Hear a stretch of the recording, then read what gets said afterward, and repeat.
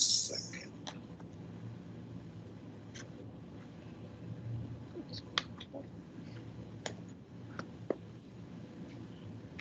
Are you able to see my screen? Yes. Okay. So Singapore can read. You pick whoever. All right. Okay, I'll read. 7 realities. Please go ahead. Others can mute. The Avatar seven, Meher Baba ki jai. Jai Baba. The 7 realities: existence, love, sacrifice, renunciation, knowledge, control, and surrender. I give no importance to creed, dogma, caste, or the performance of religious ceremonies and rites, but to the understanding of the following 7 realities. Can you? I can't see anymore. Okay, I'll read it from the book.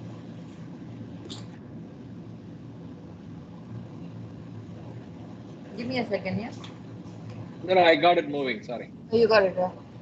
The only real existence is that of the one and only God, who is the self in every finite self. The only real love is the love for this infinity, God, who arouses an intense longing to see, know, and become one with its truth, God. The only real sacrifice is that in which, in pursuance of this love, all things, body, mind, position, welfare, and even life itself, are sacrificed. The only real renunciation is that which abandons, even in the midst of worldly duties, all selfish thoughts and desires. The only real knowledge is the knowledge that God is the inner dweller in good people and in so-called bad, in saint and in so-called sinner. But this knowledge requires you to help all equally as circumstances demand, without expectation of reward. When compelled to take part in a dispute, to act without the slightest trace of enmity or hatred, to try to make others happy with brotherly and sisterly feelings for each other, and to harm no one in thought, word, or deed, not even those who harm you. The only real control is the discipline of the senses to abstain from indulgence in low desires, which alone ensures absolute purity of character.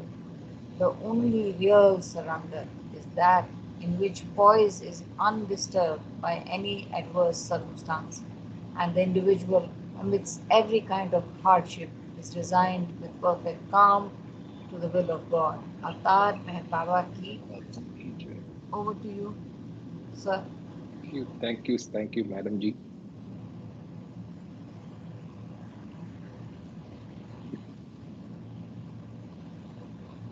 So, is there a lot of static?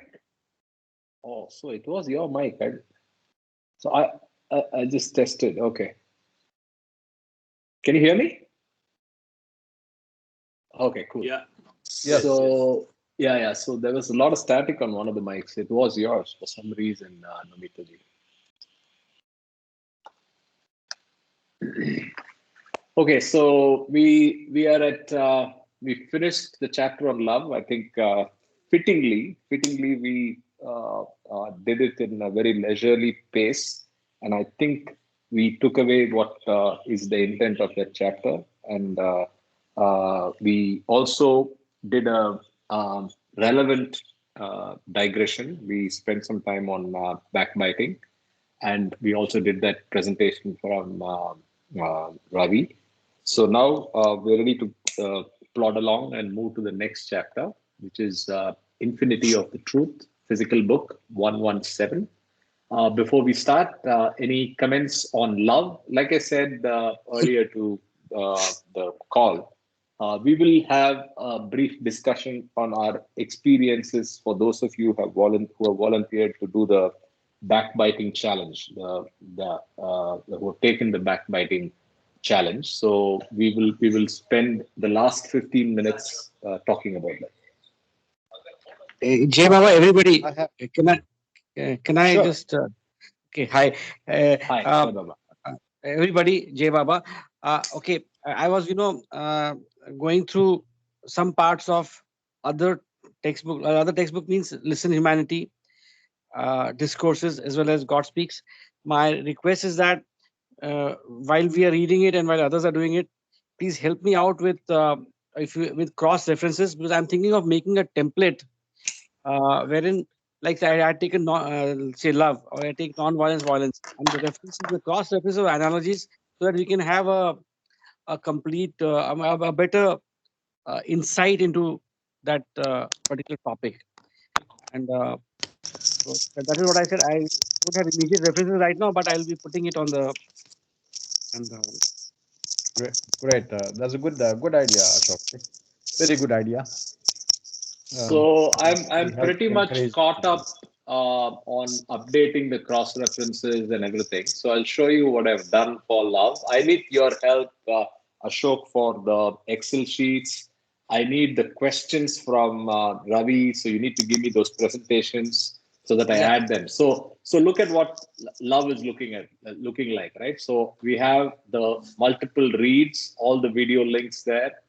Then you have all the references that we had. So you have the Glow journal. I didn't want to add it there for copyright reasons. Otherwise, I know on Telegram I already shared the PDF. Then everything and the nothing. I mean, the more I think about it, that's also a very, very fantastic reference. Kama keeps talking about it, but it hit me only last weekend. Then, of course, the other one, Discourses, page 359 on love, right?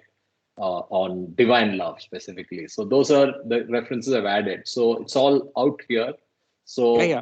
whatever you do, like what you're doing, a show, please make sure you come back and update this, because that then it lives up to the dream of structured learning that we're trying to put in place here, right? Absolutely. I'll do that. I'll do that. Yeah. And then Okay. I just thought this came to me as a thought I shall share with uh, the entire family.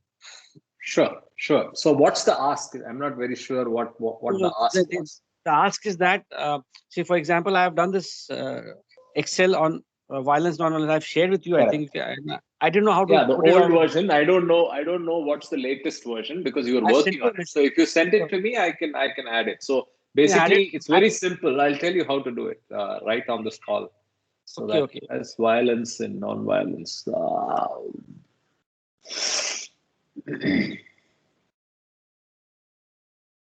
I restrained myself from posting it, but anyway, I'll do it. Yeah. No. Feel free. You can keep updating it. I'll show you. Right. So if you look at attachment here, can you see attachment? Yes, yes. Just click on attachment and add it. And as long as it's under 4 MB, it allows you to add anything, right?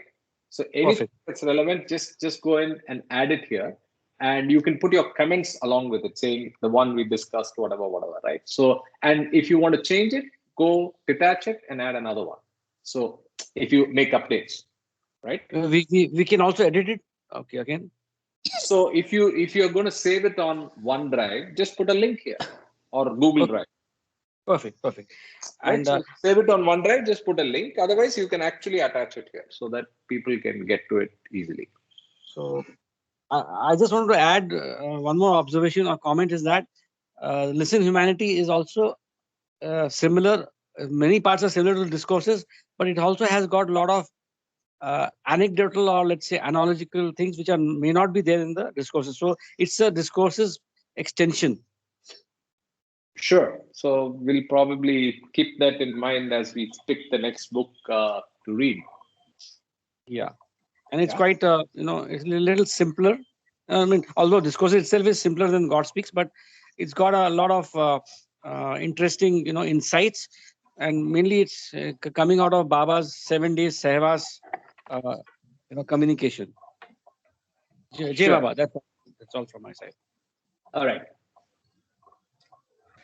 Karthik, Um, can you give me a minute? yeah. You asked Sure. me about this love, right? The comments. Can you go up in this chapter, Karthik, Sure. uh, in discourses? What is the part? The perfect master's grace. Where is Yeah. that? Awaken through grace. Yeah. This is the one. Yeah, this is the starting one. here. Yeah. This is the amazing section I was reading again and again. I thought, oh my God, Baba gave this secret. I read. I'm sure all of you read number of times this chapter, love, but not until last time I got stuck with this, and I read it again. He's telling in a simple way, but I was thinking about it, and it's very complicated. Okay, so what are the two things that Baba is saying to be eligible for his grace? If you can just go, where is that? In response, when pure love, it becomes another cause of time. Okay. Human love, so pure love. Okay. Two Maybe conditions. I don't know if there are two. Yeah, can you go down? Maybe. Yeah. The descent of the grace is conditioned by preliminary spiritual prayer. This preliminary preparation is never compared to the spiritual prayer. For example, when a person's here. yeah, in this para. So okay. So okay. we talked about backbiting, and I'm so glad that we have Namitaji. I'm so very thankful to you. And we, as Karthik said, we're going to talk about it. And what is the second aspect that is important for us to follow to be eligible for the grace? Second aspect we need to worry about. Worry, right? Worry. Not to worry. Yeah. Not to worry. Worry. Yeah. Maybe Baba said, don't worry, be happy, became world famous about that. And along with this backbiting, which some of us have taken, I think we should take up this one too. Because it's not that easy. Worry means, yeah, don't worry, be happy. Then the question comes, it begs for a question. Why are you worrying? Right? We all have different reasons why we are worrying. My desires are not fulfilled, or I have certain pain somewhere, or can be 101 reasons why we worry. So if we also take up this task of stopping the worry, and we can reflect each week, why did we worry, not worry, why did we worry? I think that will help us a great deal, I think. Only question is, in our sadhana, do you want to do this one at a time, or do you want to do both together? Well, the life is everything together, not just one at a time. Okay. So I'm game. Right? I'm game. So time is running. Stop worrying, stop backbiting, because sooner we want to get the God's grace, Baba's grace. Baba's grace is always there. We want to receive it as soon as possible. Agreed. We have only 50 more years to get that grace. 50 more years. Yeah. And we need long time to receive all these things. So we are in urgency. Sure. It's an emergency situation. So more on that when we do the discussion on backbiting. We'll also kick off the second challenge. Yes. Right. Yeah. Okay. I have a small note. I have a small note on that page. Grace of the Master descends. 1, 2, 3 points I have written. One is no backbiting. Second, look for good points in others only. Look for good points only in others. And third is do not worry. Mm-hmm.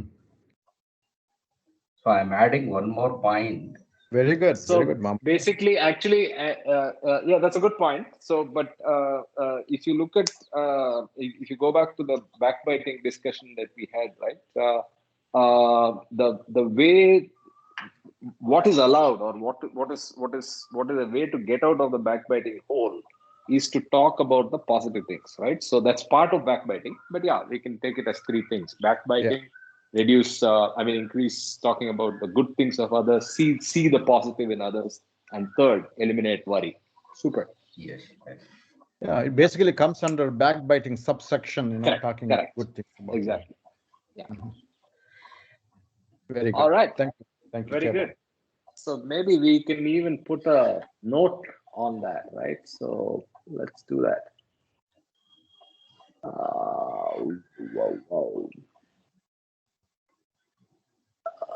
It was right here, right? Awakened through grace.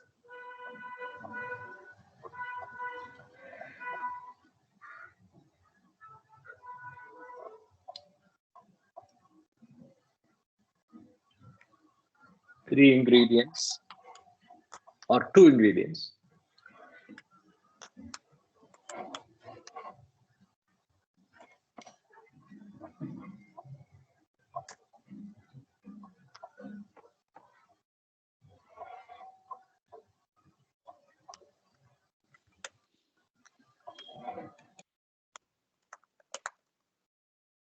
Okay.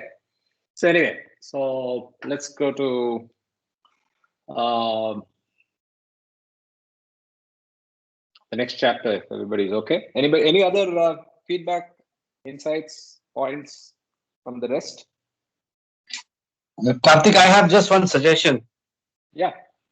You see, we start with 7 realities, and towards the end, if it's agreed with everybody, we either read My Wish or How to Love God, because most of it all adds up. Whatever we discuss, what is with these. If we end with that, I mean, not as a tradition or not as a rule, but that would be great if we end with that. Sure. And I think let's yeah, good point. But let's catch ourselves from making this a mechanical exercise.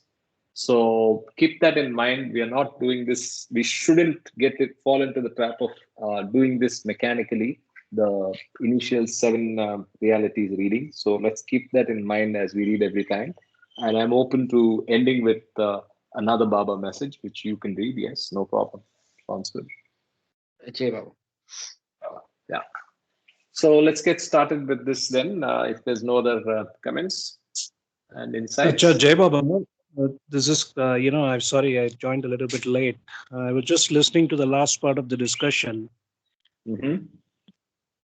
My understanding about that paragraph on the spiritual attributes and those 5 obstacles, Baba says, yes, worry is the biggest obstacle to imbibe those spiritual attributes. No backbiting, look at the good points of others, supreme tolerance, and the happiness of others at the cost of our own happiness. So they are all interrelated. Then he talks about the 5 different things: infatuation, lust, greed, anger, jealousy. So we know that lust, greed, and anger relates to the gross, subtle, and mental body respectively. You have to convert lust into love, greed into generosity, and anger into compassion and tolerance. But he has included infatuation and jealousy. At the beginning, infatuation; at the end, jealousy. And he has also given an explanation how infatuation and lust are connected and how jealousy arises because of all the other 4. So, and then worry, of course, I also want to include fear. Today, we are having COVID, and everybody is afraid to die of COVID because you are attached to the body, which is the gross body, subtle body, mental body. So I think this is very relevant that not only worry, but fear is also a factor. So I think the 7 deadly sins are infatuation, lust, greed, anger, jealousy, fear, and worry, which prevents us from getting all those other attributes, like to stop, having those, reducing the attributes of backbiting and all those things. Jai Baba. Very, very interesting. So do you already have an acronym for the 7 deadly sins, or? The ego, actually, the 7 deadly sins is just a kind of a representation, but more or less, I think in my presentation, I have said, when we discussed last time, in our previous meetings, that love and ego are inversely proportional. The whole idea is we want to attain divine love, which is the I am God state. And the obstacle is ego. Under the ego comes all these different aspects, the 7 deadly sins, including the A to Z alphabets: anger, aversion, backbiting, craving, duality, expectation, fear. You can rap, open a dictionary, you can see the antonyms. So, which we all carry in different degrees of consciousness, So every individual with unique sanskaras are having different degrees of lust, different degrees of anger, different degrees of greed, and so on and so forth.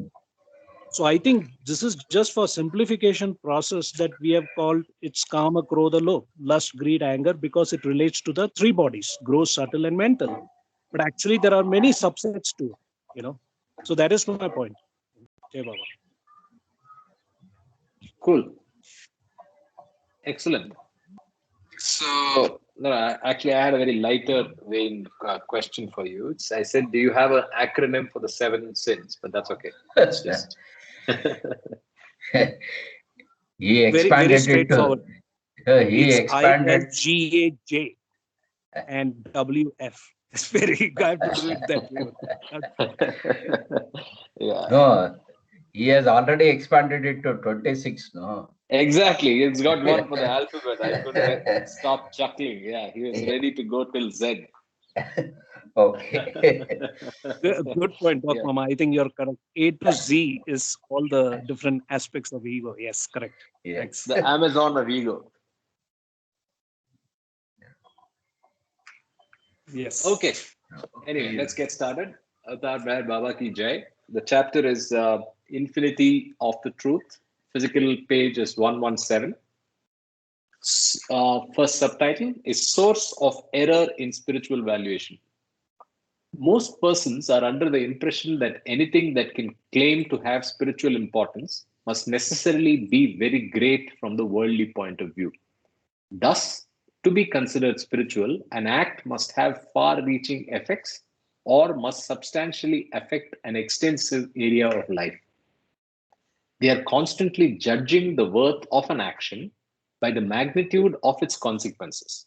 Man is ordinarily so immersed in the objects of the gross world that the dimensions, magnitudes, and quantities of the gross world unconsciously creep into his estimate of spiritual worth and pervert his evaluation. Mathematical infinity. All this confusion is due to the fact that man's mind is often dominated by mathematical ideas, even when it is concerned with estimates of a spiritual nature. But that which is spiritually great is different in kind from that which is mathematically great. The mathematical idea of infinity is constructed by imagining the collection of an infinite number of units, each of which has a fixed and identical value or importance. Actually, such mathematical infinity is unreachable even in imagination, because for any imaginable number, we can conceive a number that would be still greater. Each unit is false if it is taken to have separate and exclusive existence or importance. The mathematical idea of infinity thus turns out to be a product of an imagination activated by false assumptions. Very important idea being brought out here. Right? Any thoughts, we can discuss it, but I'll keep going if there's none. Spiritual infinity, on the other hand. Spiritual infinity is not a result of imaginative additions of the false. It is reality itself, which is perceived when false imagination is at rest. The infinity of the truth cannot suffer any increase through additions, nor can it suffer any decrease through subtractions. In fact, nothing can be added to it and nothing can be taken away from it, because it is all inclusive and leaves no room for any other, small or great. It is immeasurable, indivisible, and integral. The infinity of the truth remains unaffected by any changes in the universe. All that happens in the universe is phenomenal and as such amounts to zero from the viewpoint of the truth. An earthquake, for example, is regarded as an appalling and disastrous calamity by the worldly minded because of the immense destruction of life and property it brings. However, even a calamity like this cannot in any way touch the infinite truth, which is at the heart of reality. In fact, the spiritual infinity of the truth does not suffer any limitation, even if the entire universe is dissolved. Therefore, it is futile to measure it in terms of what is great according to the standards of the world. Karthik, if I may just add. So, normally when I was doing antonyms, we say infinite and finite. But in spirituality, infinity is above that. It's above duality. There is a reference, but there's a cross reference as well. So we'll have, when we are talking about this truth, with a capital T, and infinity with relation to Baba, it is beyond duality. So I think that is something which we can keep in mind. Perfect. Very good point. And I think the reference that probably is creeping up in your mind is, if Kama, correct me if I'm wrong, I think in Maya, he describes the idea of, again, uses the idea of mathematical infinity and the futility of that idea. Is that right, Kama? That's how he sets up the definition of Maya, right? Can you rephrase the question? The other place where the idea of infinity is espoused very clearly by Baba is in the delineation about Maya in the first chapter of Maya, right? There he talks about the idea of infinity again, right? Or am I get confused? You're the encyclopedia. See, I think if I understood it right, when you're talking about infinity, I think this particular chapter is kind of related to directly to the life of the spirit, because remember, we are talking about laws of matter and laws of spirit. So we have a material life and spiritual life. So the mathematical infinity can be connected to our laws of matter or material life. The spiritual infinity of the truth is the first reality, existence. Remember, the first reality which talks about the real existence is the infinity. Brilliant. So you can look at this infinity is what is one of the definitions of God. As we know, based on context, God can be defined as existence, divine love, truth, Satchitananda, and so on and so forth. And infinity is one of them, which we call as IER, infinite eternal reality or infinite eternal existence. So infinite word comes in a lot of the definitions of God, Jai Baba, on a spiritual level. Great. That's Maya is the shadow of reality. That's the trait of God, infinity. So in a sense, the infinite love, infinite compassion, infinite power, everything comes from the same nature of God.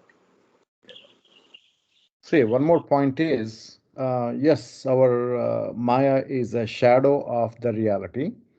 So it appears to be infinity, but God is also infinity. That is real infinity. There cannot be two infinities. Then it becomes limited. So I think Baba mentions that this Maya is also limited. It's not infinity. There's only one infinity, that is God. That is real infinity. It appears to be infinite, but it's not. Jai Baba, I think what we are trying to say is finite and infinite. For example, knowledge is the opposite of ignorance, but finite and infinite you can take in mathematical terms for material life. But there is nothing like finite and infinite in the spiritual realm. There is only infinity. There is only one eternal infinity or reality. So what Ravi says is Ashok and Ravi both basically duality is in the material life, where you need finite, infinite. You have the imaginary number called minus I, root of, that thing in. That is only for classification purposes in the material life. We need to use these terminologies of finite, infinite numbers, infinite numbers, rational numbers, and so on. But when it comes to spirituality, there is only infinity. That's it, because that is the self, you can call it, the real self. Jai Baba. If I add something here, I have three terms which are relevant or pointing to God. One is existence, reality, truth. So these are in the domain of, it is actually absolute terms, God. Whereas in seven realities, existence is the first one, and all the other six realities which are written by Baba, they are in the domain of duality. So only existence is in the domain of God. So rest of the things is a play in the duality. So that's why I feel God definition can be only with these three terms, that is reality, truth, and existence. Jai Baba. Again, that's a profound statement. I need to reflect and process that, but that's very interesting. Yes. Yeah. What you're saying needs to be processed a little more. Yeah. Yeah, one more It's small more of a small symbolic detail. terminology. Yeah, go ahead. Yeah, go ahead. One more small reality, one more addition to that is, see, where did Maya or our soul comes from? It comes from the reality, right? The reality is everything. Everything means everything. Everything also includes nothing. And nothing, everything is most infinite. And then most nothing is most finite thing. From the most finite thing, the whim comes out. From that whim, this creation came in, or all the souls come in. That's from the nothing. So all this infinity, what we are thinking is nothing. It does not exist. So there's only one infinity. Jai Baba. Great. So let me continue. Truth, not goal, only for future. The illusion that most aspirants find difficult to shake is the belief that infinite truth is an object that has to be attained in some distant future, and that all life is just a means for this attainment.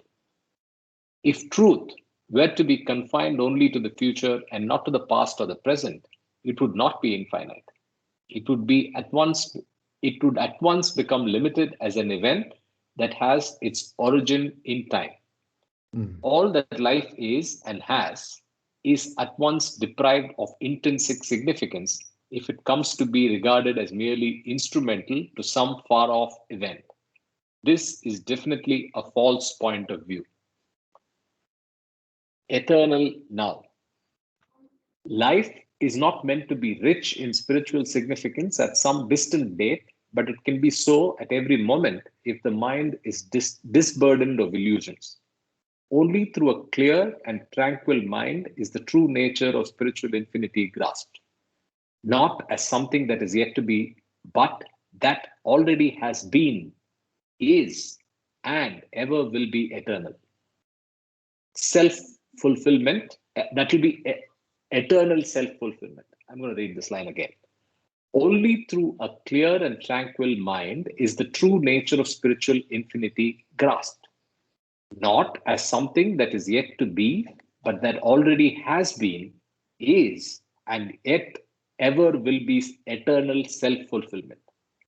When every moment is rich with eternal significance, there is neither the lingering clinging to the dead past nor a longing expectation for the future, but an integral living in the eternal now. Only through such living can the spiritual infinity of the truth be realized in life. Fullness of being. It is not right to deprive the present of all importance by subordinating it to an end in the future. For this means the imaginary accumulation of all importance in the imagined future rather than the perception and realization of the true importance of everything that exists in the eternal now. There cannot be an ebb and flow in eternity, no meaningless intervals between intermittent harvests, but a fullness of being that cannot suffer impoverishment for a single instant. When life seems to be idle or empty, it is not due to any curtailment of the infinity of the truth, but to one's own lack of capacity to enter its full possession, enter into its full possession. Great and grand things. Just as it is not right to save up all spiritual importance for some anticipated future, it is equally not right to arrogate it exclusively to things that create much ado. The great and grand things of life are not the only ones surcharged with spiritual meaning. A thing need not be unusual or particularly striking in order to be spiritually significant. The unusual and the striking exist relative to the usual and the habitual, and they are not in themselves necessarily representative of absolute spiritual beauty. Thus, it is not necessary for an individual to give huge sums of money for a cause in order to be spiritually great. A poor person may be unable to do this and yet be nonetheless spiritual if he gives what he can. It is not the amount that endows the gift with spiritual meaning, it is the spirit in which it is given. In fact, a large donation may often be accompanied with pride or some selfish motive, and then it loses its spiritual value. Even a small gift given with humility and utterly unselfish love is endowed with much greater spiritual value. Spiritual infinity comprises greatest and smallest. I think Spiritual. I think it's worth spending some time about this giving, charity. Sure. When we try to give something, the mind always plays a very important role. The ego tries to tell, canvas about your charity. Make sure everybody knows so that you get popularity. It tells us, but we have to nail that. And we have to put a lot of effort for that. Then only we get the spiritual value. And when we give anything, we shouldn't even feel that we are giving. When we give it with the left hand, right hand should not know that we are, that with that humility, with that sense, we need to get used to giving. Very good point. In a very melancholic way, I'm reminded again of my mother's input, which I have again ingrained and I follow it very strictly. When you get the intent to give, do so immediately, is her point, right? So she says the spontaneity. And she used to say that and practice it even, right? So the moment something comes to your mind, go hit the send button, go give that out to the dog that's barking, give the biscuits, or give it to the cow that's at the gate. But don't let that sit and don't rationalize it, because the first thought and first idea of giving is the most important one, and I practice it. I try to put that in, and I also try to tell my wife and son to do the same, right? The moment you try to think of something which is to give or to serve, do it immediately, right? Drop all and do that. So I think that's a good technique. No wonder you and Mamaji are so good. You imbibed from her. Mama, have you heard that from her, or have you heard that from your mother? I don't know where that came from. I mean, she's got some good stuff like that. She keeps throwing in. No, I don't have any memory of that. Okay, all right. Okay. Yeah.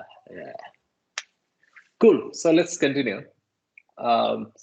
Spiritual infinity comprises greatest and smallest.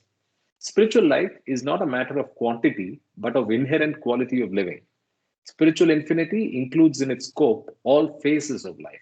It comprises acts that are great as well as acts that are small. Being greater than the greatest, spiritual infinity is also smaller than the smallest, and it can equally express itself through happenings, irrespective of whether they are outwardly small or great. Thus, a smile or a look stands on the same level as offering one's life for a cause when the smile or the look springs from truth consciousness. There are no gradations in spiritual importance when all life is lived in the shadow of eternity. If life were to consist only of big things, and if all the little things were to be omitted from its scope, it would not only be finite but would be extremely poor.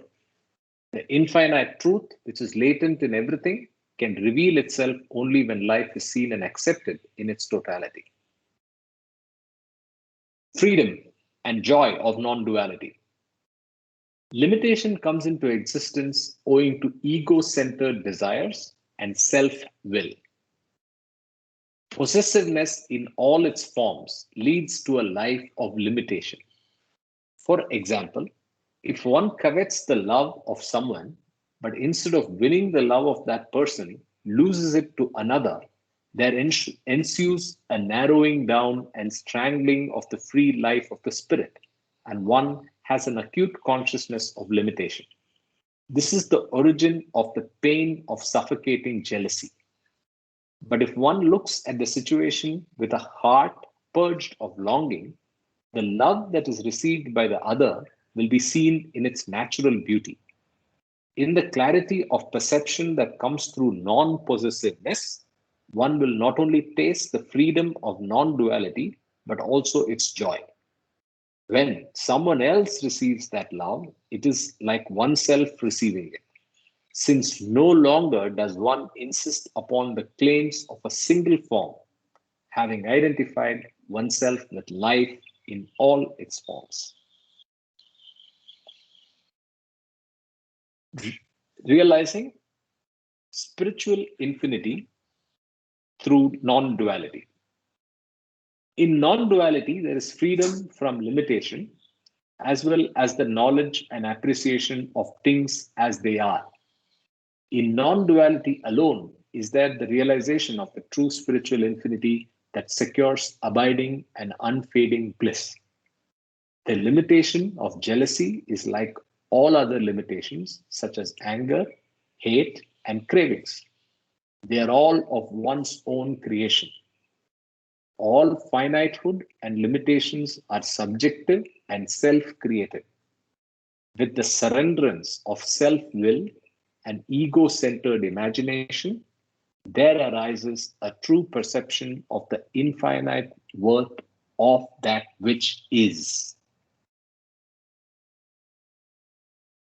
Social problems.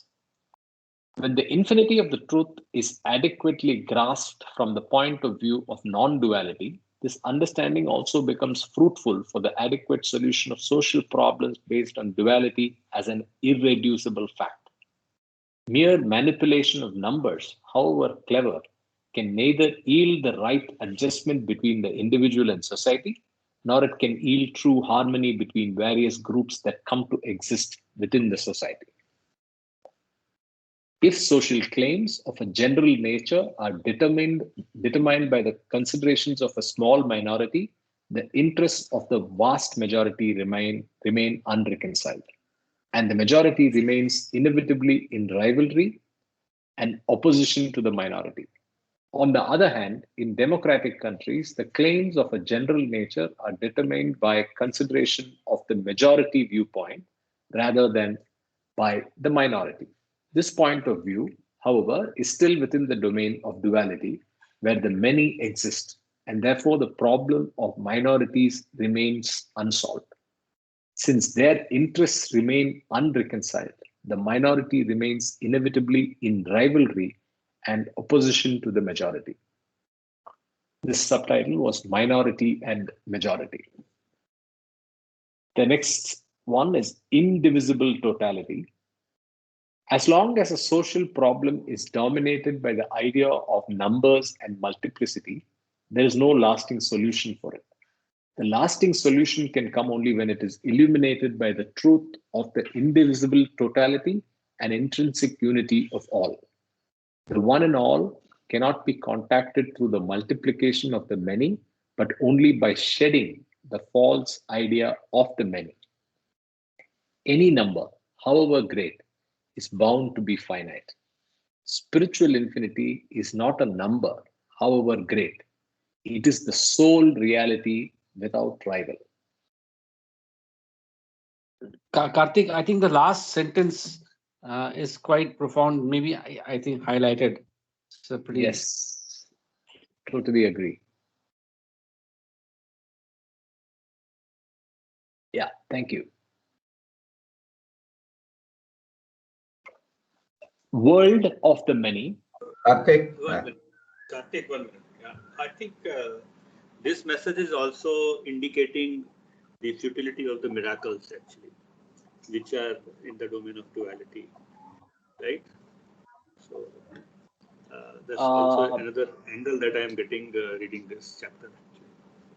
Miracles done at the material level. Yeah. Yes. Yeah. Did I hear Mamaji say something?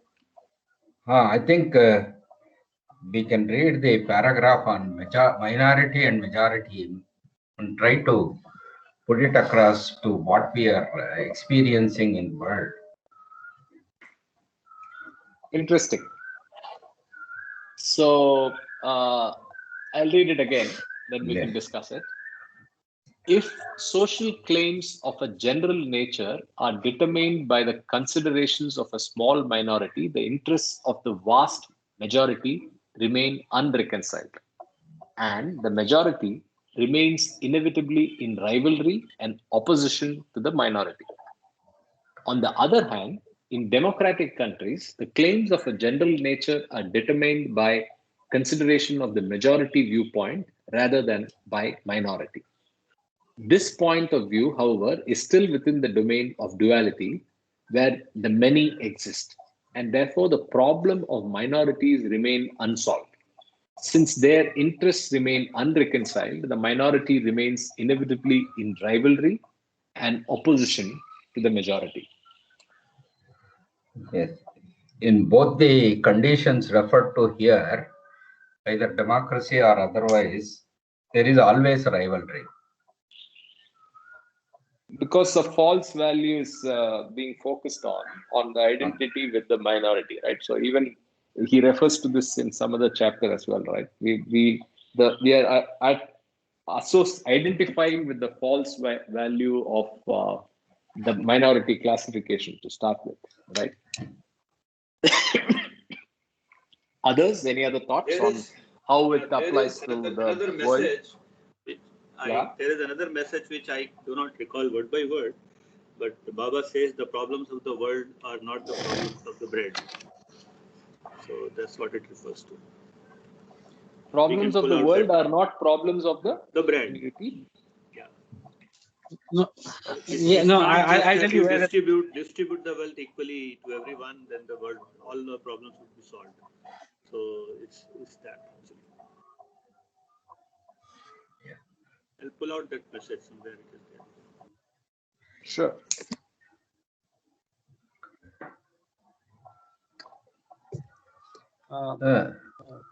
Just one observation. Would this refer to the present situation in Myanmar? Because that is also the domain of duality itself. Again, I have to admit I do not know enough about the Myanmar situation, but yes, if there is an oppression of a class of people, or the right of self-determination is being suppressed, then obviously it can be seen as a parallel. But I think the larger point that's being made out here is that there is no way to use any of the techniques, both the techniques as the word Mamaji used, as a real way of getting to a point of reconciliation, and it's always going to be conflicted if you take either majority or minority approach, is what he's saying. Yes. Yes, they say the whole idea of communism started with equitable distribution of wealth, or as say it was alluded to now, say food need not be the only point of say distribution of say want. Equitably will not solve the problem, because that leads to its own problems of say laziness in a large group, and then the other group needs to say expend all its mental capability to sustain the whole system. So this is not going to help. Yes. So there will always be this conflict. So individual progress or the contribution to the upliftment of society needs to have some sort of a gratification for that individual group or individual person to do something good also. So this incentive, if it is not there, they may not also exert themselves, and the others who get the doors will never exert themselves in the activity of the society. So this is the failure of communism, as I see. Yeah. So there is, I don't know, where is the answer for all these clashes? The answer, Mamaji, because in any of the system, the problem of greed would remain, you know. So it's only through spiritual awakening that any of the systems can work. Yes. Perfect. That's Perfect. what is there in the message, Baba's message. Yeah, I just wanted to add one thing. I think Sanjay mentioned something about a reference to bread. That's page 128 of the hard copy of Listen Humanity. To profess that humanity's problem is merely that of bread is to reduce humanity to the level of animality.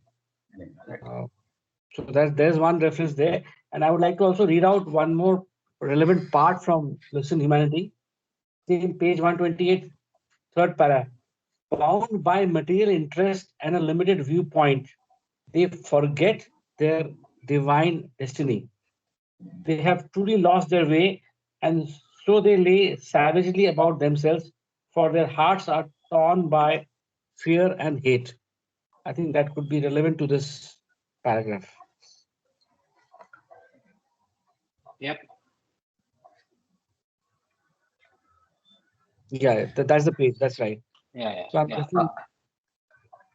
on a personal note, I'm somehow forced to say this. So the way I veered out of communism is this particular point. And then earlier I used to read a lot of Marxism and all that. Then later on I came out of that because of this particular point. Hey, Baba. And the point being, in fact, I restrained myself by bringing out the fact that you are an early leftist, but that's another point. But what is the point that made you veer away from leftism? That is the what I said. The say the large group Reduction. will depend on what is doled out to them in part as part of equality, equal distribution. The incentive, or there is no incentive to the creative mind to do something say profitable to the society, because he knows that he won't get anything out of it. So that personal crave will always be there. When we do something, we need to enjoy that fruit of that also. So if we say we are not going to enjoy and it is going to be distributed to everyone, then that incentive is not there, and so that creativity is sort of curtailed to an extent. So then there won't be any progress in society. Yeah, the incentive to create value. That's one way of looking at it. But the other deeper reason that I feel disillusioned by leftism is the fact that it does not recognize the individual, right? So the individual is just a statistic, right? Almost, in the sense that you do not have your own way of doing and thinking and so on and so forth. But anyway, I don't want to. This is not I mean, let's not get there. Yeah, that's a digression. Basically, Karthik, we are interfering with the law of the karma, you know. In the sense. Yes. Correct. So let's. Let's not digress further. Yeah. World of the many is the subtitle. Where there are many, there is necessarily comparison between them. There is a smaller and a greater, a hierarchy of claims, privileges, and rights, and all valuation gets twisted by the recognition of gradations of different types. From the spiritual point of view, all these are forms of false consciousness, because the same truth vibrates in everyone. The unity that is experienced in realization, however, is necessarily different from the principle of equality. Jai Baba, I think that last line you read, very important. Very important. The unity that is experienced in realization, which is self-realization or God realization, however, is necessarily different from the principle of equality. So I would like to go to page number 173 in the nature of the ego and its termination, where basically, so I'm just going to read that because it has 2-3 paragraphs on equality, which will supplement what we are reading. The ego wants to feel separate and unique, and it seeks self-expression either in the role of someone who's decidedly better than others, or in the role of someone who is decidedly inferior. As long as there is ego, there is an implicit background of duality. And as long as there is the background of duality, this is on page number 173 now. As long as there is ego, there is an implicit background of duality. And as long as there is the background of duality, the mental operations of comparison and contrast cannot be effectively stilled for long. Therefore, even when a person seems to feel a sense of equality with another, this feeling is not securely established. It marks a point of transition between the two attitudes of the ego rather than permanent freedom from the distinction between the I and the you. Subtitle: Idea of Equality. This pseudo sense of equality, where it exists, may be stated in the formula: I am not in any way inferior or superior to the other. This will at once be seen to be a negative assertion of the ego. The balance between the I and the you is constantly disturbed by the predominance of a superiority or an inferiority complex.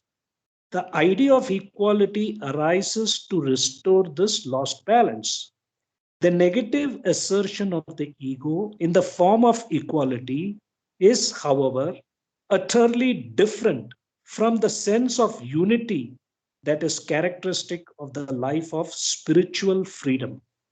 Although the sense of equality is made the basis of many social and political ideals, the real conditions of rich cooperative life are fulfilled only when the bare idea of equality is replaced by the realization of the unity of all life. The feelings of superiority and inferiority are reactions to each other, and the artificially induced feeling of equality might be regarded as a reaction to both. In all these three modes, the ego succeeds in asserting its separateness. The superiority complex and the inferiority complex, for the most part, remain disconnected from each other. They both seek separate and alternate expression through suitable objects, as when a person dominates those whom he regards as his inferiors and submits to those whom he looks upon as his superiors. But such alternative expression through contrasting behavior only accentuates these opposite complexes instead of leading to their dissolution. So I'm going to stop here because the rest is all examples and much more clarity on this. But I think it's interesting that in this chapter on infinity of the truth, where we are talking about the majority and minority, and then we are talking about the complexes, inferiority, superiority, and equality. And I personally can say in my own life, I had been conditioned to look upon myself and in relation to others, and probably others will also vouch for it, in terms of, oh, you have to consider everybody equal. But actually, here Baba is transcending us from these three complexes to a much more, quantum mechanical, I can call it, like what you call as the unity of all life, which is what this whole Discourses and God Speaks is all about. So this is something, a very, very practical, I think, message here from Baba, that, we all have been conditioned to think in these three areas, but it's actually the unity of all life. A top-down approach is what is needed. Jai Baba. Yes. So, Kama, just to summarize, or just to rephrase, can we infer that this equality is above, the true equality is above the realm of duality? Equality is a lower value or a lower false value, right? No, it still comes under duality. Still duality. Equality still comes under the dualistic aspect. It still comes under the ego. That is, you're going from selfishness to selflessness, which both are in the domain of duality, whereas selfness is above selfishness and selflessness. So equality is also depending on how you are looking at the situation. Again, the motivation and intention, intention and motivation of the situation. Where are you looking at it from a Baba point of view? And you're saying, hey, you know what? I know that we are all one. We are all one self, drop souls, which are one self. In that perspective, then that equality you're talking about will be more related towards the unity of all life. But if you are caught up in these three complexes, then definitely we are still under duality. The ego is still playing its hydra-headed game. Jai Baba. We can connect to Baba's message. You and me are not we, but one. Yes. That's extension of that. Yeah. I mean, to some extent, what Ashokji was saying is, compared to feeling, hey, I'm the greatest compared to all of you guys, versus feeling equal is certainly better. But feeling oneness is spirituality, and spirit, one step down, there's a difference in the worlds. So one step down is, oh, you and I are same. Your ego and my ego is same. Yeah. No, actually, I understood Ashok's distinction. I mean, thanks for making that distinction. Now I understand what Ashok was trying to say. I agree, Ravi. Ashok? That's good. Yeah. All I'm saying is that when in the realm above duality, all are one. So it's contextual. In the realm of duality, we have these three: inferiority, superiority, and equality. And in the unity, as Kama said, in the unity of life or beyond that threshold of duality, all are actually one, or they are closer to the unity. Yep. Yes. Agreed. So unity is above equality. Yes, Mamaji. Yes. Yes, absolutely. Okay. So I'll continue. The one in each and all. In duality, one person may be equal to any other single person in respect to claims, rights, and worth, but can never be equal within duality to two or more persons. On the other hand, the spiritual infinity of the truth has room for the paradox that one individual can be regarded as the totality itself. Therefore, one person is not only capable of being looked upon as equal in importance to two or more persons, but even as equal to all. In spiritual infinity, all comparison is out of place.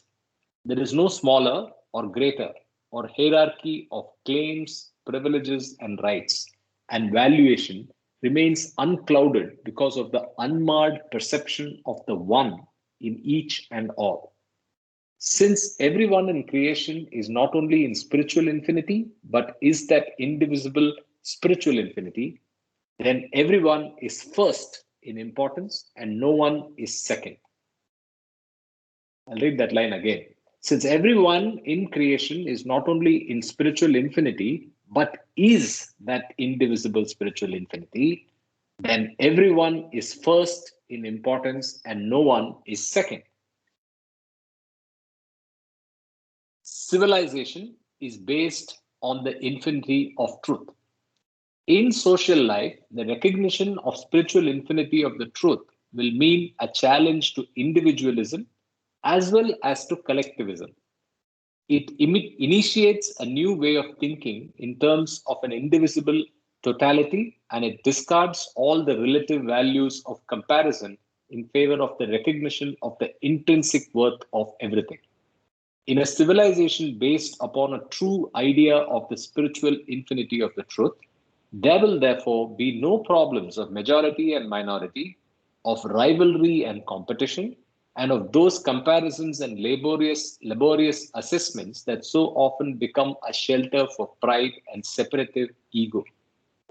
Life then will be infinitely simple and integral because the illusions that create rifts and complexities will all have disappeared. So,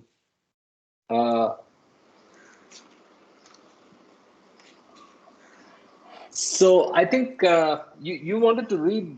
Was it this chapter that you wanted to read out of turn, Kama, or you proposed this sometime back? After Life of the Spirit, I think. I mean, it's a beautiful chapter. That's why I just thought I was reminded of that. So, Jai Baba Karthik. Hi, Khalid. Jai Baba. Jai Baba, everybody. Yep, on page 120, the subheading which we were reading, realizing spiritual infinity through non-duality.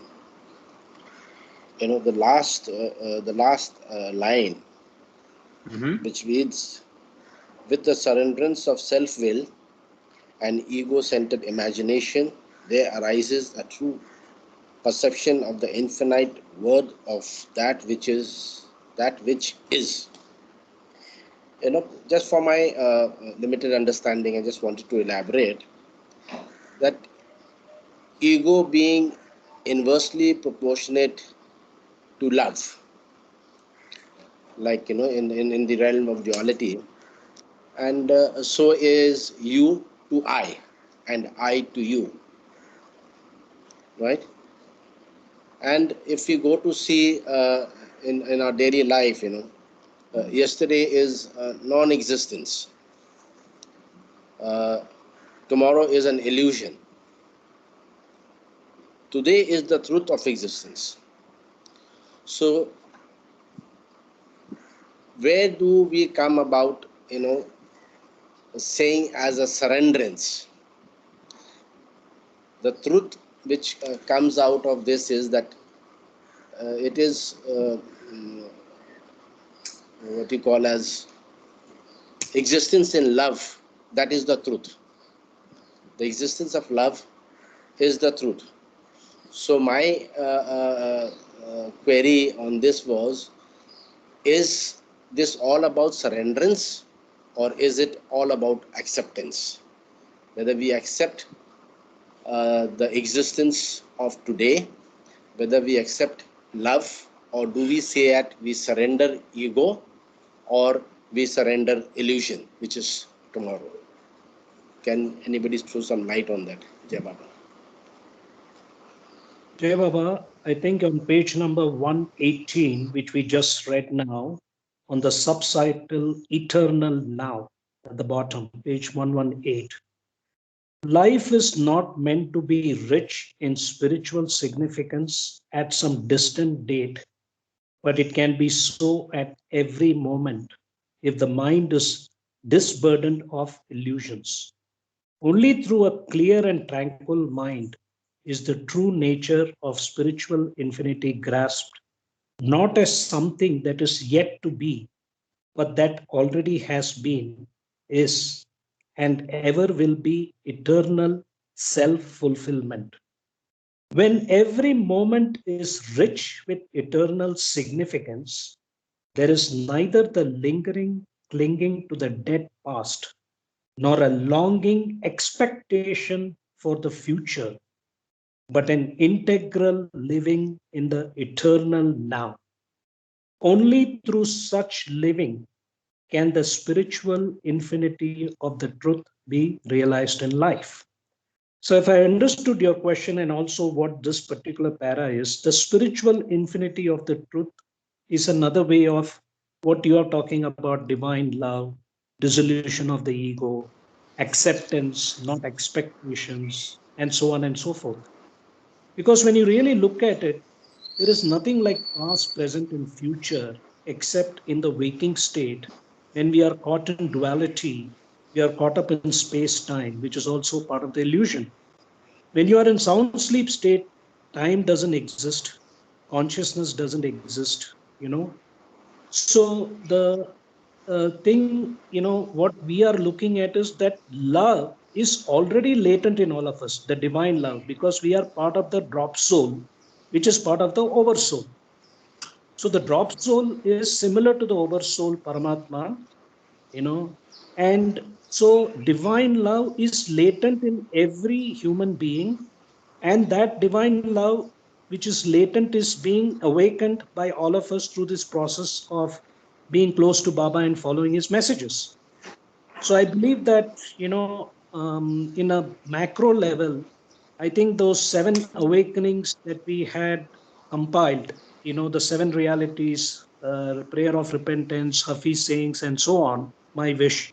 If you are able to follow those postulates or messages, then that is how I look at how to love God. We are all talking about how to love Baba, how to love Baba, yes, how to love Baba is all about action, practice. Can we go beyond the inferiority, superiority, inferiority complex, equality complex? Can we go beyond the past, present, future, and live in the moment? So I think that's what I feel, if I don't know whether I've answered your question, that the only thing that we are doing on a macro level is dissolution of the ego, because the love is being covered by our sanskaras, that is the evolutionary sanskaric impressions, is the ego. And that's what we are working on to dissolve that. We don't have to work on love. We have to work on our ego. It is not about what you like. It is about what you don't like. This is something I learned from reading the book by Albert Camus, The Trial. It's called The Outsider also. It's a great book that you should read. Just to show you an analogy, this book is about, I'm sorry, I have to tell you the plot, but in this plot, there is this individual who is just walking on the beach and somebody assaults him. And in self-defense, he kills him. And then he is taken to court. And there, the jury, because they, interrogate him, why did you do that and all that? And he's very detached. He's not indifferent, but they think he's indifferent. He's cold-blooded. So they find him guilty, and they decide to put him on the hangman's, to hang him. And he accepts it. So when he is in prison on the last day before he's being hung, the priest comes to him and tells him like, hey, you know what? Why don't I tell you the last prayers? You got to remember God. And you know what he tells him? He says like, look, Padre, I'm very clear I'm very sure about things that I don't like. You know, I'm not sorry. I'm very sure about things that I like, and I'm sure about things that I don't like. Okay, not what I like. So what you're planning to do to me, I'm not interested. So just buzz off. So for me, the lesson there was, it is not about what I like doing, but it is about eliminating those things that you don't like. And by the process of neti, which is the Advaita Yoga, not this, not this, not this, you come to the aspect of nothingness, which is what this whole life is all about. This is nothing. So Jai Baba, thanks. We often speak about surrenderance. We often speak about dissolving. Ego is nothing in the everything of love. Illusion is nothing in the everything of truth. Dislike is nothing in the everything of like. And yet we talk about surrendering, dissolving, But my question further to what Kama said, is why do we speak about surrenderance and not acceptance? As love is latent within us, we do not take it up as latent acceptance, but ego being nothing in the everything of love, we talk about surrendering and dissolving it. So I'm just trying to view it from the different angle. Why do we talk about dissolving? Why do we talk about surrendering, which is nothing, which are all illusion? But why not speak about accepting, which is truth? That is love, that is existence. That was my query. So, if I may attempt to answer, so I think in the seven realities, the reality of the real knowledge and the real surrender, because is giving us an answer, and that is because we are caught in the realm of duality, and so how to come out of that? I think that is the uh, is the answer to your question. Perhaps if you read up, maybe offline, reality number 5, the real knowledge, which it says that to act without the slightest trace of enmity or hatred, uh, uh, to harm no one in thought, word, or deed, not even those who harm you. So I think it's basically a solution to our existence in duality.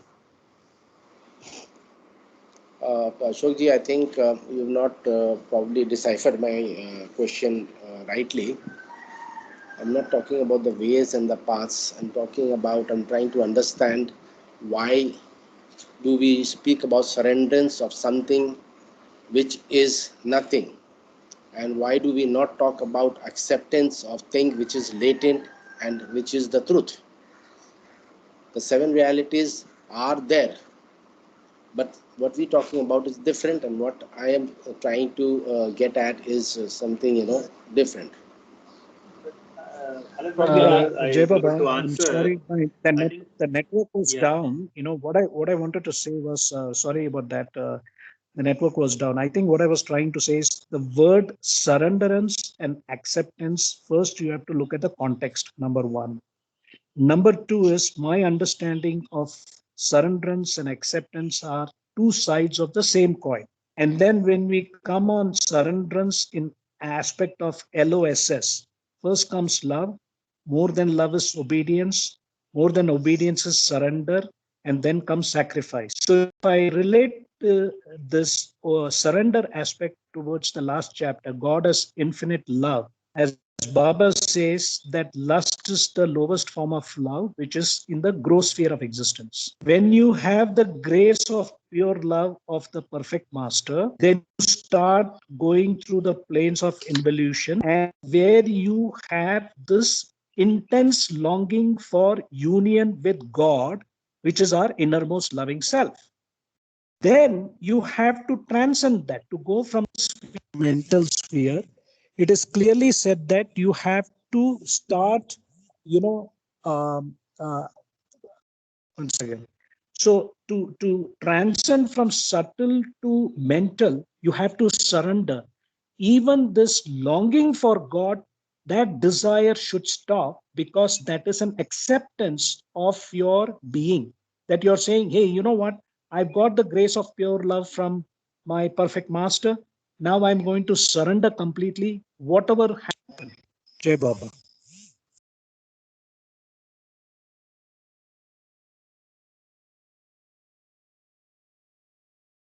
Khalid? Yes, Karthik. I think I will. It requires me to introspect on this further.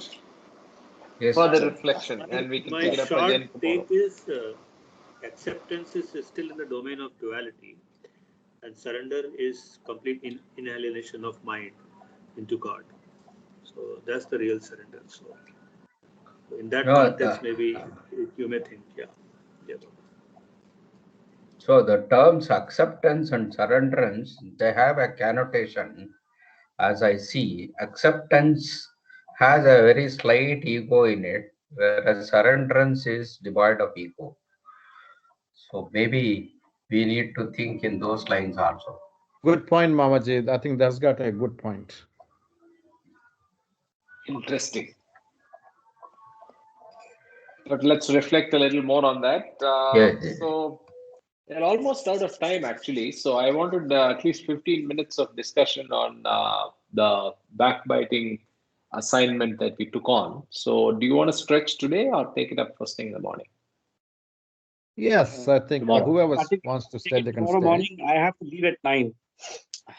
Okay, so let's just. Oh, you have to leave at 9. Are you one of the people who took the challenge show? I didn't take I didn't take the challenge, but I consciously sort of, or let's say consciously or with mechanically tried not to do any backbiting. I also tried to, if any conversation came up, I tried to just chip it off there. Not by me, by anybody else. I just tried to chip it off there, and I tried not to backbite at all. That was there in the back of my mind. I didn't take means any. So challenge without a challenge, very good. And your experience has been good because Karthik, Jai Baba, since we just finished a chapter on spiritual infinity of the truth, and you mentioned something about God and Maya, and I looked at it, so I just want to read something from Maya, which is relevant to what we just read. It's in page number 384, the first two paragraphs and the last paragraph, if you don't mind. If that's okay with you guys. Yeah. Can I go ahead? Okay. So this page 384, first two paragraphs. Its subtitle is God Above Duality. God is infinite because he's above the limiting opposites of duality. He's above the limited aspects of good and bad, small and great, right and wrong, virtue and vice, happiness and misery. Therefore, he is infinite. If God were good rather than bad, or bad rather than good, or if he were small rather than great, or great rather than small, or if he were right rather than wrong, or wrong rather than right, or if he were virtuous rather than evil, or evil rather than virtuous, or if he were happy rather than miserable, or miserable rather than happy, he would be finite and not infinite. Only by being above duality is God infinite. So this last line is very important. Only by being above duality is God infinite. The next subtitle, infinite cannot be dual part of finite.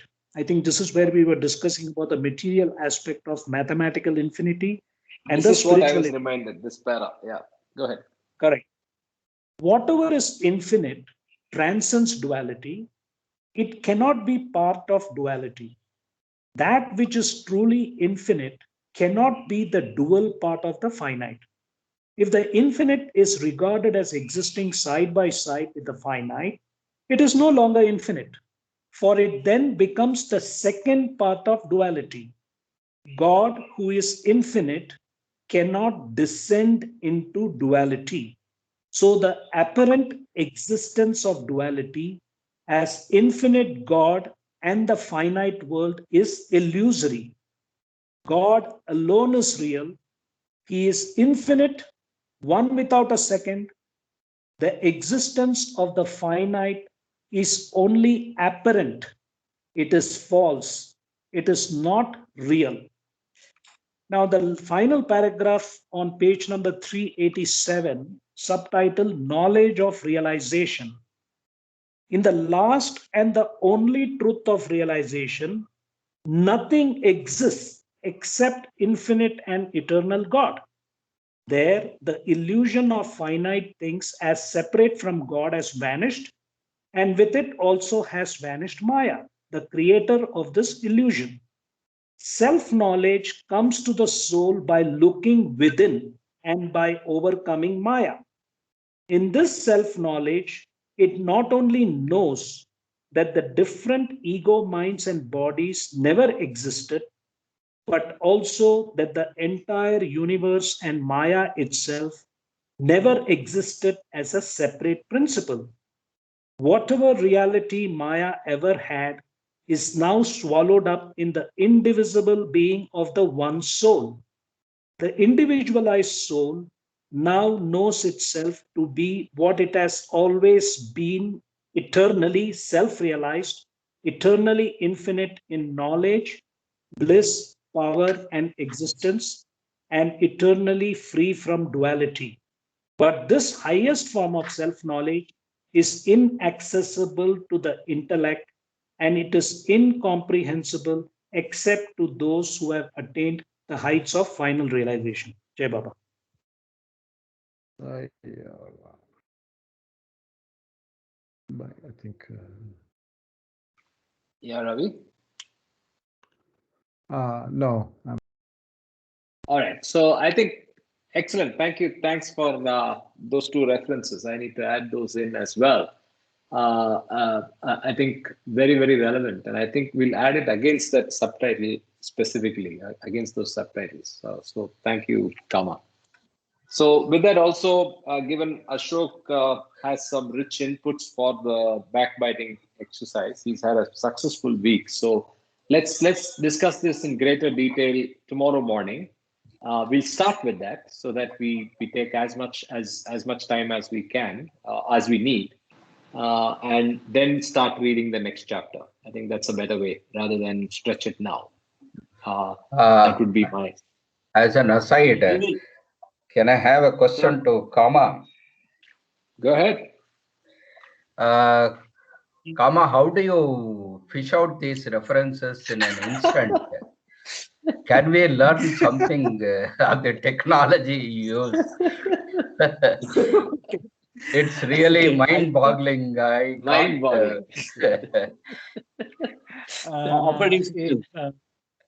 See, first of all, it's grace of Baba. Okay, look, I've been struggling with discourses from 97, 98. Okay, and then slowly, by the grace of Baba, I had to first make sense.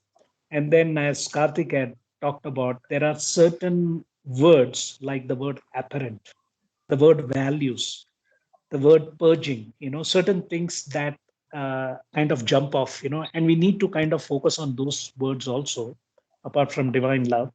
So what I do is, I kind of have a big picture. And I think, of course, constant reading allows you to interconnect certain things. But I'll give you the hidden secret. The hidden secret is very simple. You go to the back in the index and look at the alphabetical order. If you want to look at superiority complex, you see where it is. That is one way. Now you have computers. So you just do Control F, find, and put the word control equality or duality. And then you'll be able to find out which paragraphs, which chapters have this. That's it. Okay. Thank you for two ideas. One is go to the index, the other one is use your computer. So do No, your no. mind. I think that is still at the realm of technology. Yeah. What I am still to imbibe and follow that he does regularly is every day read discourses, even now. Okay. Right? He does it. I don't do that. I have to admit. I think that kind of commitment is what makes it easy to be able to jump like that and fish out stuff. I So would like to add one more thing. Sure. Kama is so nice and so humble. He's not coming out, but a couple more things. What he's doing is he has got great devotion, great love for Baba, and he has the ability to work hard. Those are the key points that makes him work on this. Unless somebody works, Baba doesn't give.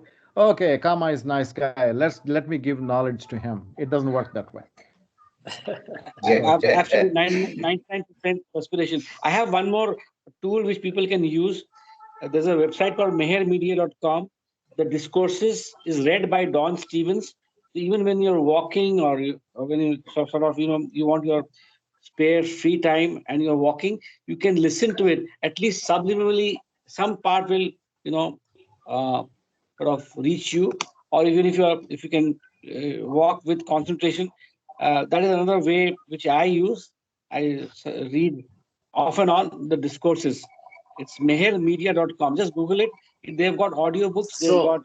I have got something to help you guys, and I'm reminding you. Can you see the folder Meher Baba Awakens? This is available on Teams. So if you go to the books authored by Baba and see the discourses, there is an entire collection of audio files right there. Can you see it? Yeah. So it's already available for all of you. So please use it. I agree with Ashok. Only when you do it yourself, you realize how useful that is. When you're walking, when you're in your commute, nobody commutes anymore. Sorry, but when you're so when you're doing, doing the dishes, I don't do it anymore. Thanks to last lockdown, I ordered the dishwasher. But then, but when I was doing the dishes last time, I used to listen to the audio file. But the audio file is a good trick. Thanks, Ashok. Yes, and coming up from the travails of the new order, this shall also pass. All this whatever we are going through will pass, and we can look forward to a very happy future. Jai Baba. Jai Baba. You're already out of your hard stop. You said 9 o'clock, so you're still hanging around. It is the magnetism of the group. Indeed. Baba's magnetism. Yeah. I mean, Baba. Jai Baba. Karthik, how do you get to these audio files, Karthik? So it's right on the Teams folder, right? So if you let me show you in a minute. Give me a minute. Just walk. People who want to drop off people who want to drop off can drop off. People who want to stay can stay. I'm just going to show you that in a minute. Open Teams, go to Teams. Yeah, Mama, why don't you share your screen and do that? Good idea. Open Teams. Share your screen. Yes, then go to the sidebar, go to Teams. Okay. Then you have on top. Soma, please note. On top you have files. Okay. Open that.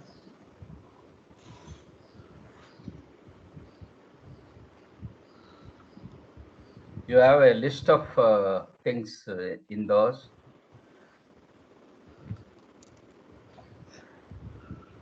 Karthik, you can do it online so that. Yeah. I'm just bringing it up. I'm just bringing it up. These files are slightly different. If you do this from activity or on chat, it will be different. So always do it from Teams. Yes. Yeah. Just loading up the interface.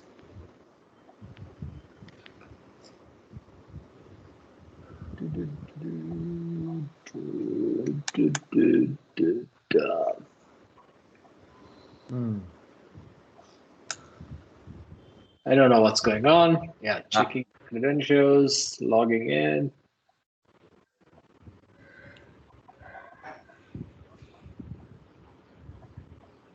Because I'm not part on this call, because I record, I'm not part of the organization. That's why I'm doing it on the browser.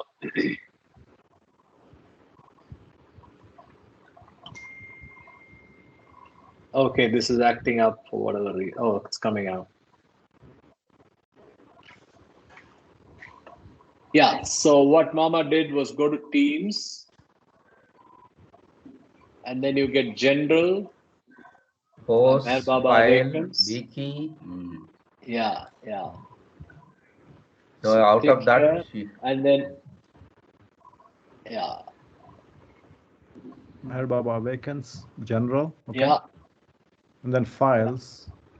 So you see all these choices here. All of this Yeah. has rich content: files, wiki, OneNote, discourses, reading.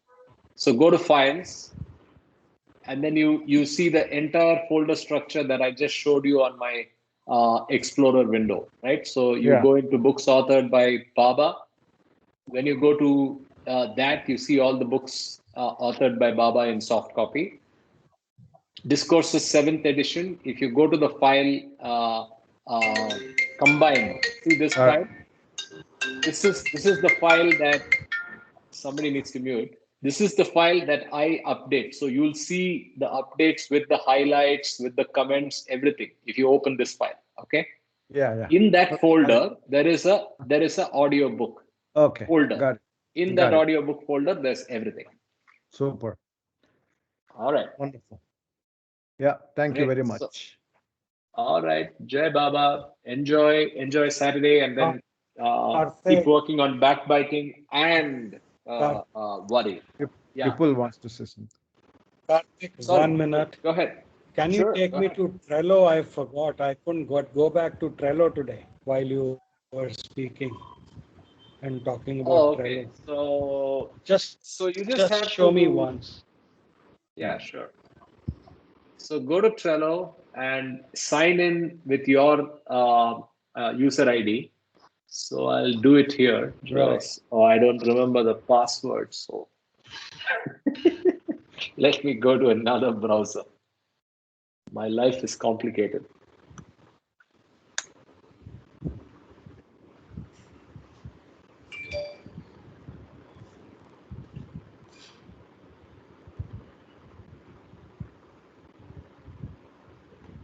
So Soma, are you able to access all the things that we talked about now?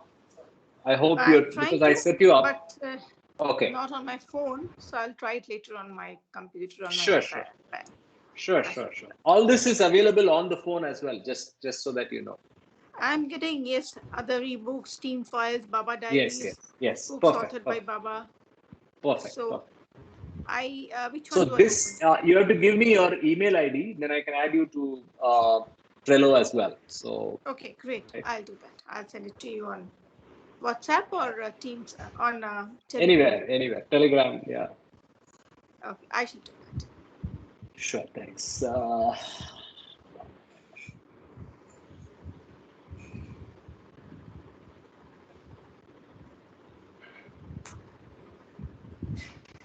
Okay, I don't know what happened.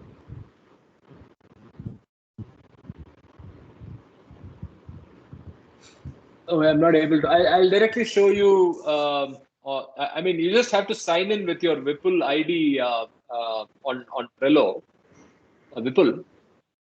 And what happens is you'll get onto a landing page like this. I'll show you that.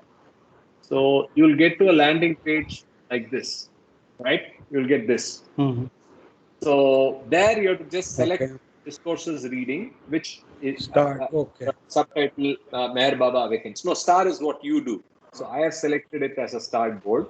You'll see it under recently viewed. In fact, you may see only one if you've not created other boards. So you just open up the Discourses. No, I have not created any other board. So you will just open up the board when you go to your login. But log in with the UD ID that I'll show you in a minute. You joined many cards. I noticed that. Yeah. So I this is your joined, time. but now I don't know. I joined 3 cards. Yeah. So you can do that. So I'm trying to get you the email ID you used. I don't think it tells me the email ID. It gives me the ID. I mean the handle, but I think it was the email ID that you use on Teams, which is I think a Gmail or Gmail ID. Which is a Hotmail. Yeah. Correct. Just sign in with that, and then you should be all set. All right. Soma, I'll add you to this. So then we'll be. Yes, please. That will be kind of you. Thank you. Jai Baba. Jai Baba, everybody. Have a great Saturday, and Jai look Baba. forward to seeing you all tomorrow. Jai Baba. Jai Baba. Jai Baba.